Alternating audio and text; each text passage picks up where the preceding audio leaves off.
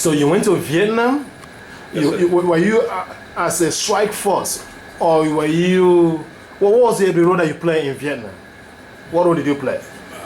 I was a military police officer. Military police officer. 951B. 951. What is that? That's the MOS, your job description. I think it was 951B, something like that. Tell me more about that. What are the details? What do you do? What do you do as a police, military police officer? Well, I guarded the embassies.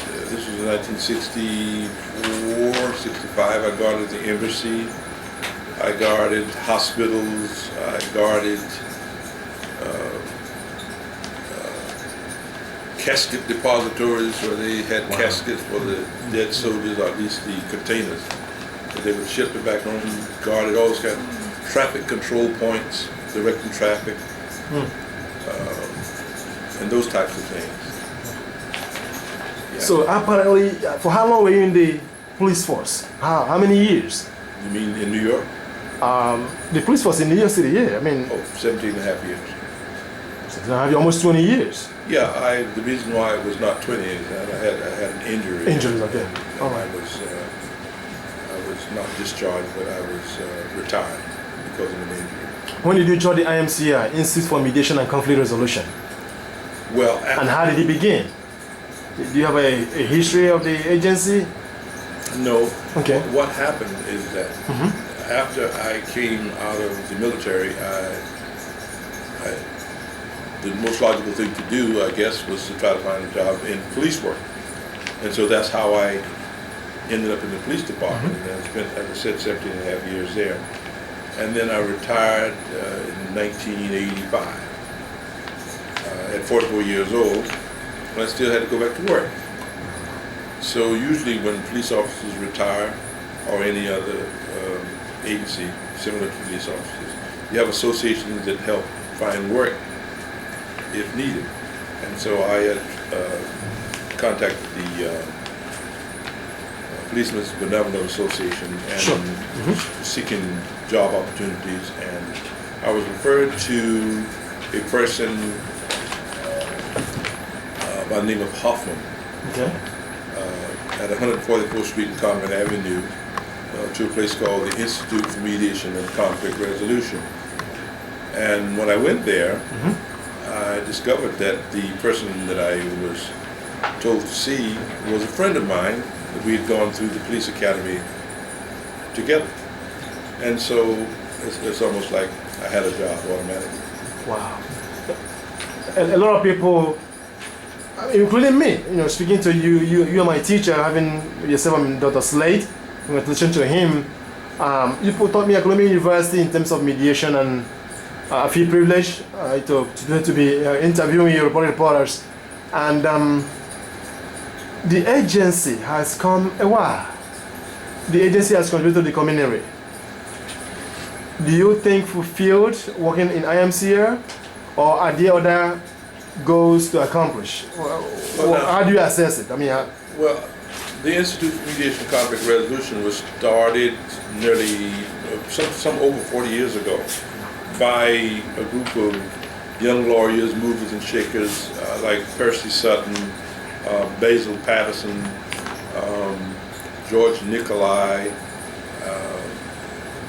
individuals that, and an individual in particular, Theodore Keel, they were involved in the labor management field and labor relations, and used techniques and methodologies to try to resolve disputes and things like that. Right.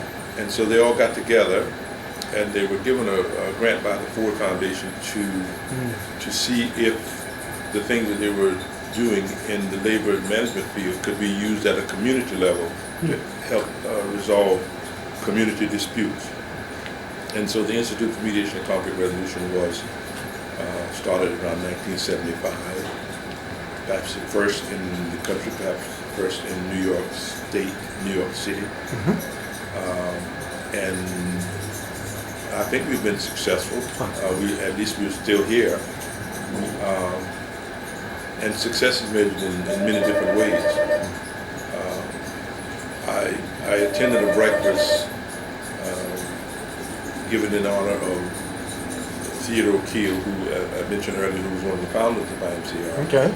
And one of the questions I asked him was, did he think that the ideas and goals that he espoused, was looking for through IMCR, did he think that they were fulfilled?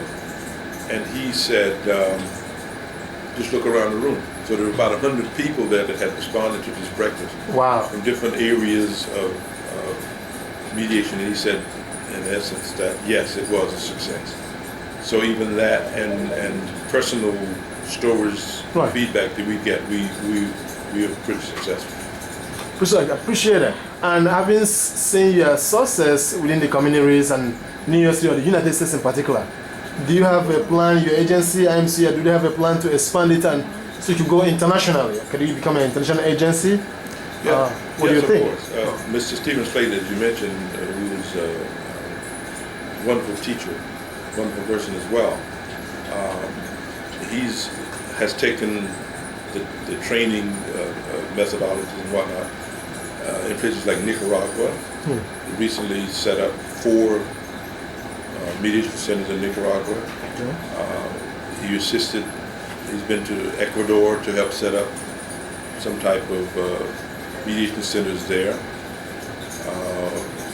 Individuals who have come and been trained at IMCR, they're going around the world in different places. We wow. had a young person that came back from Kazakhstan, and he was doing some mediation work over there. From Soviet Union.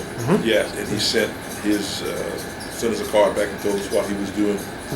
And other individuals, different places like Nepal and Australia, South Africa. We have people go to South Africa and are doing work in mediation field after having been trained at IMCR. So internationally, yes, we are expanding, and hopefully we can become even broader than where we are right now. That's huge. Do you keep track of those you trained in the past? Is there any database of trainees who took their training here and to move to their stations in different countries around the world to see how, they get back to you, but do you guys keep a data as to keeping a track where they are and how they're faring? Is there any such data? No, we don't. Okay. People come and they stay for a while and do what they have to do, what they want to do, and then they go. Okay. But what's encouraging is that some of them, after having gone away, they think about us and call back and tell us what we're doing. And so in some way we keep in contact with some of them. Only on their part, not necessarily on our part, reaching out to them, because we don't know where they have gone. Well, we researched you as well. We found out that you have some interest in medical field. Did you ever plan to become a medical doctor at a time? And then what happened? Well, I think all of us are somehow involved in the medical profession one way or another, whether it's homeopathy, particularly homeopathy. So we're very interested in what's happening to our bodies and how we may maintain our health. And I've always been interested in knowing certain things medically. But when I was a young person in Myrtle Beach, South Carolina, I met a fellow, his name was Preston Pryor, who was not highly educated, but very well educated. When I say highly educated, I don't know whether he's gone to college or not, or anything like that. But then again, you don't have to be a college That's right. person in order to be educated. Educated. He had books, lots of different books, and I was an avid reader when I was a young man. And there was one book that he had that was that piqued my interest, and it was a medical dictionary. And I would ask him to let me look at it whenever I came by, because I'd always have to pass by his house when I came from school. And I would look at this book and I would learn terminologies and learn the definitions, or at least look up definitions of certain diseases, maladies that people had. And I really liked it. And I thought about going to medical school. And it came to the point one day that something happened. I saw one of my young cousins pass away in the backseat of a car as we were taking her to the doctor's office. And that kind of prompted me to want to become a medical doctor. Now I'm only, 14, 13, Wow. 12 at the time, something like that, 12 years old. And later on, I applied to Johnson C. Smith University in Charlotte, North Carolina. And I did get an admission letter, but I never went. And the reason why I didn't go, at least one of the reasons why I didn't go, and I cannot and maybe should not use that as an excuse, was that I didn't have the monies to begin. I tried to borrow it from family members, but it wasn't there, and I did not go. So apparently you were admitted into a medical school. Yeah. Due to financial constraint, so to speak, you couldn't go. Yes. And back then, that was one of the problems with a lot of young people.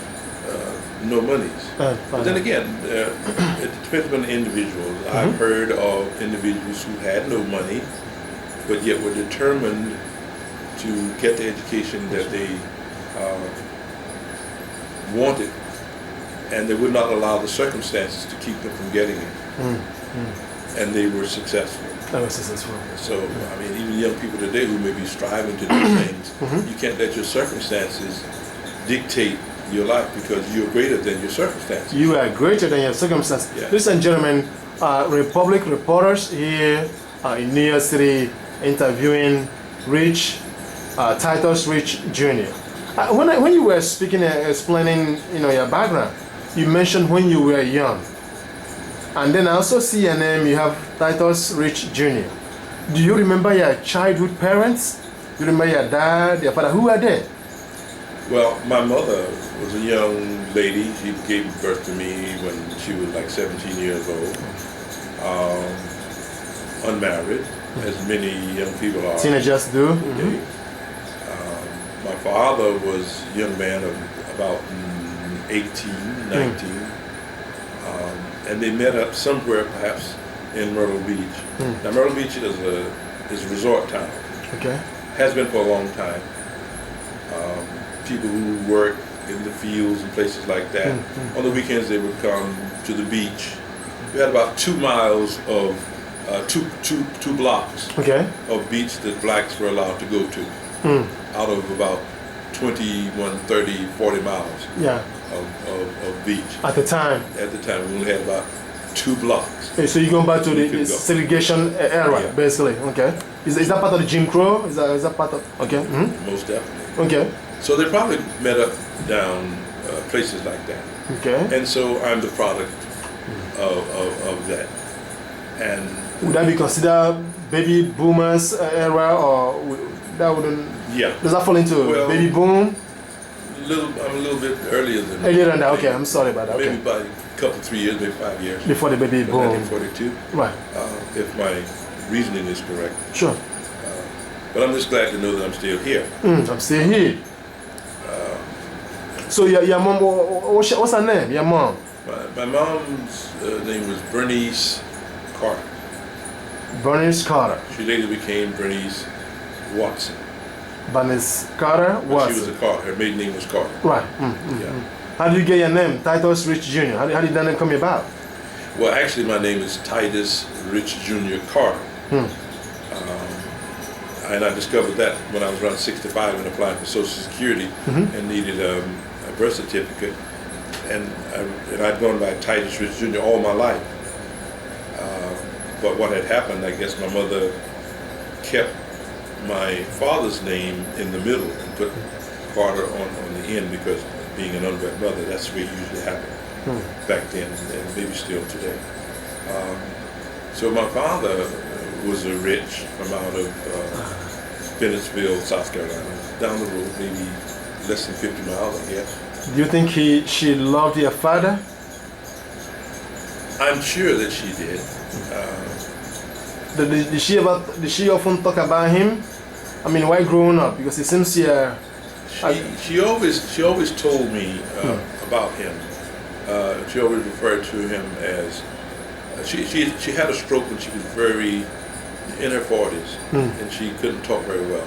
She talked in partial sentences, and she would often tell me, "Look just like him in there. Look just like him. Handsome in there. You know, beautiful skin in there." And she'd tell me where he was from. She never let me forget that where he was from, Bennettsville, South Carolina. Bennettsville, South Carolina. So I never met any of his people until I was about 30, about 30. And I was in New York. So once I got a car, a decent car, I took my wife and we went to South Carolina. And one of the things we wanted to do was to look up his people, my father's people. So we went to Bennettsville, South Carolina, and I didn't know anybody, nowhere to go. So I have learned from that experience that if you want to kind of get an idea of where people are and who they are and what's happening in their town, one of the best sources of information is people who are considered to be drunks, the town drunks. They tell the story. Yeah, they're there and they know. They're always there. They have the people who are coming in and going, and they have all the information. They see it and they're full of information. So I asked one of them, a couple of them, did they know any people by the name of Rich? Rich. And immediately they started discussing. Oh yeah, I know Mrs. Rich, Mr. Rich, Mr. And no, that kind of thing. Argumentative in a way. But and one said, well, listen, if you take me with you, I'll show you exactly where it is. Wow. So I had often heard that my parents were entrepreneurs. Small businesses. Yeah, small businesses. And this gentleman took us down maybe 5 minutes from where we were, where we met them, and said, turn right here. And when we went down off the road, off the highway, paved highway, right in the bushes there that were trees growing up around it was a building that had Rich Candy Store. Wow. On the sign, with the Coca-Cola sign and all that kind of stuff like that. So I knew that I was in the right place. What was the feeling? I mean, there has to be a feeling. Very elated. Wow. Because many of the things that I had heard, which was not a whole lot, I would say, but some of the things that I heard, particularly the entrepreneurship, it's kind of like gelling, like they were entrepreneurs. So I knocked on this door, and I said to the lady who answered the door, gave my name, told her who I was, and she said, the only Titus which I know has been dead for a long time. So I really don't know who you are, but come on in. Oh, come on in. And this is one thing about people in the South. They talk about hospitality and a total stranger now. Come on in. Can I get you some food? You know, and we sat there. And that was the old tradition. That was how it was. That's right. And people are invited them, they will give you water. Then before you can even say, well, give you water and food, and say, what brought you here? That was the tradition. Yeah. Very heartwarming. Yes, sir. And when I explained to her what was going on, when you asked me that my mother loved my father. Yes, that was when I was explaining to this woman that this was my mother and she had met this Titus Rich Jr. Actually, he was a junior. Right. I'm a third, basically. My mother began to tear up. Wow. She began to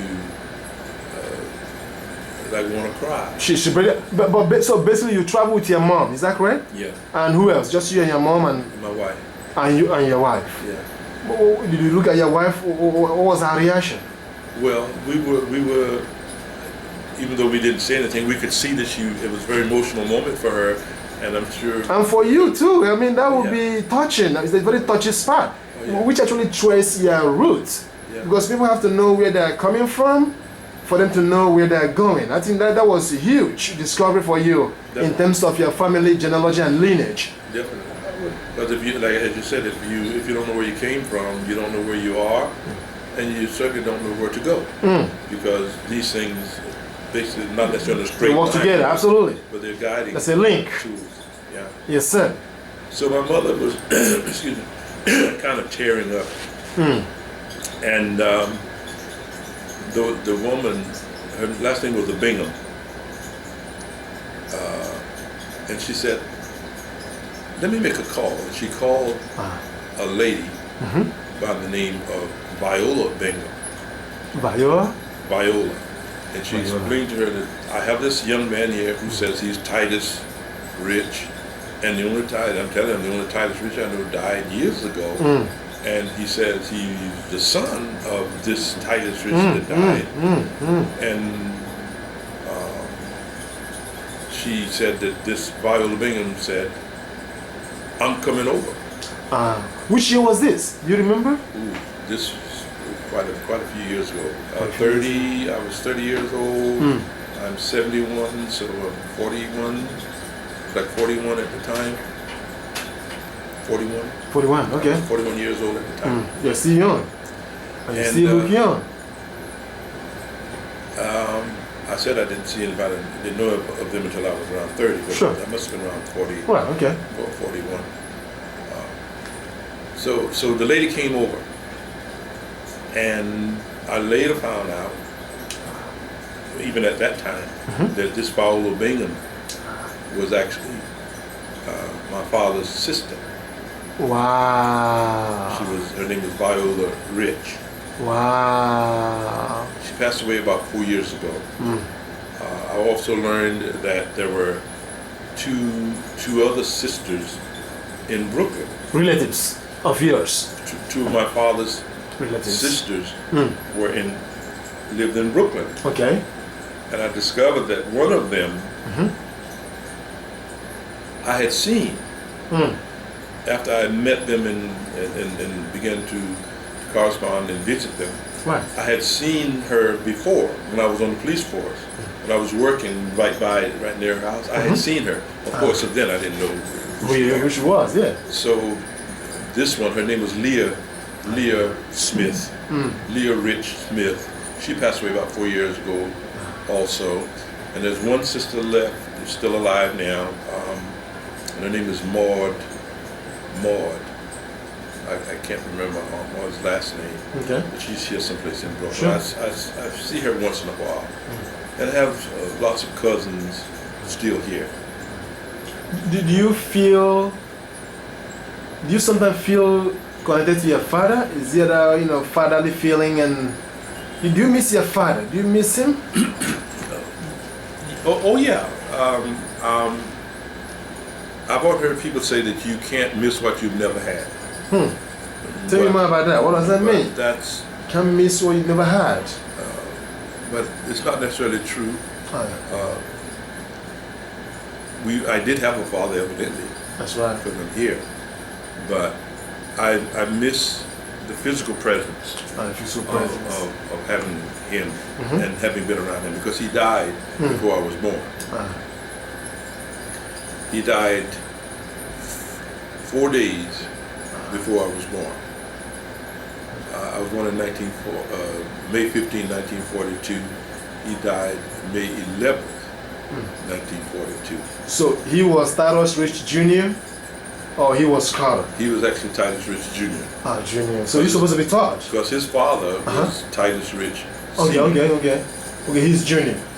So why do you have Junior in your name? My mother assumed that since his name was Titus, I guess, since his name was Titus, he would be he gave you the something. senior. But and she didn't know too much about the family, so she just assumed that he was Titus Senior. But actually, when I did family research, I found out that his father was Titus Senior. His father, Titus Senior's father, was Frank Rich. Frank Rich's father was Omir Rich. So I did family research back to my great-great-grandfather. You are huge in genealogy. That's what it is. It seems to be very huge. I find it very interesting to find out where you're from. It's very encouraging to know that you have been successful in this lineage and you're still here. You're a very fascinating man. You're a very fascinating man. I don't know how. People identify you with Conor West, they identify with Jeffrey Douglass and all these great people. Does that make you feel comfortable sometimes, or what's the feeling? Well, it all depends on whom they say that I resemble. Many people again say that I resemble Cornel West. I don't see that, but I'm sure he's a good guy. I've listened to him a lot, and I know he's highly intelligent and is involved in a lot of things. Some people say I look like Clarence Williams III, the Mort Squad. I don't see that either. Some people say I look like Don King. Oh, Don King, okay. And then I have to stop them there and say, you don't need to associate me with Don him. King. Stop right now, okay? Yeah. And you're a family man. How long have you been married? I mean, how many children do you have? Are you happy with your family so far? How long have you come? Do you have grandchildren? What can you tell young people there about family and spiritualism? I've been married for 41 years, basically. 41 years, sir. Congratulations. That's a long time. Same woman, Albertine Laura Treherne Rich. Albertine Laura Treherne Rich. Yes, her family. For 41 years. We have 4 children, 2 boys, 2 girls. What are their names? Do you have your names? Well, the oldest girl is Annie Treherne. Annie Spring Treherne. The other girl, the oldest boy is Tony Treherne. Tony Treherne. The next boy is Titus Rich the third. The third. Actually, he's the 4th. Okay, he's the 4th. Titus Rich the 4th. You have grandkids? And a daughter, Ayana Rich. 3 grandchildren. Okay. There's Tony, Bianca, Ellaby. Wow. Tiona Arias, Ethan Titus. Wow. Rich, the only boy. You seem to be smiling. You love the large family and the extended family, and you seem to be happy with how so far you've come in this life. Why are you happy? You seem to be a happy man. Well, as I said, I'm 70 and going on for maybe another 60 or 70. And you're still looking young and strong. I feel What great. is the secret? I don't know if there is a secret or not. There are many things that we can do to help live a healthy life, like not smoking and drinking and carousing and taking chances. Now, I've done all those things in my younger days,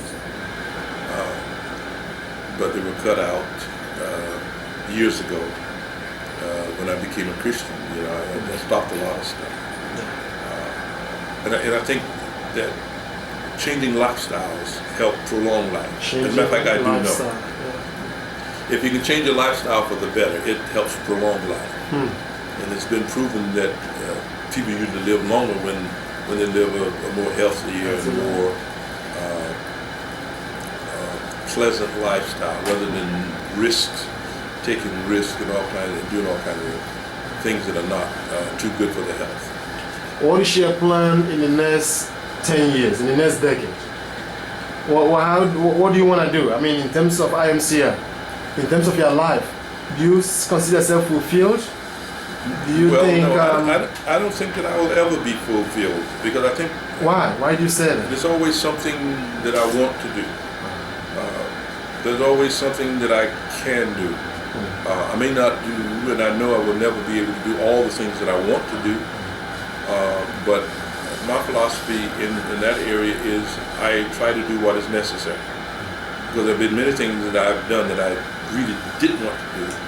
And I only did them because it was necessary. They should have been done. And that's the way I... Necessity, basically. Necessity, mother of invention. And so I do... One of the things I really like is music. Music. I'm a musician of sorts. You play saxophone, is that correct? I play saxophone. What else do you play? Do you play organ? Organ, keyboard. Keyboards, okay. Drums, bass guitar, things like that. I try to sing a little bit. Wow. but most of the time it sounds like somebody trying to skin a cat. Well, let me ask you about your faith. You look like a pastor. You actually, your name here goes, we research, you say you're a pastor. What's your relationship with the Creator? A lot of people talk about God. Well, I do know that and believe that there is a creator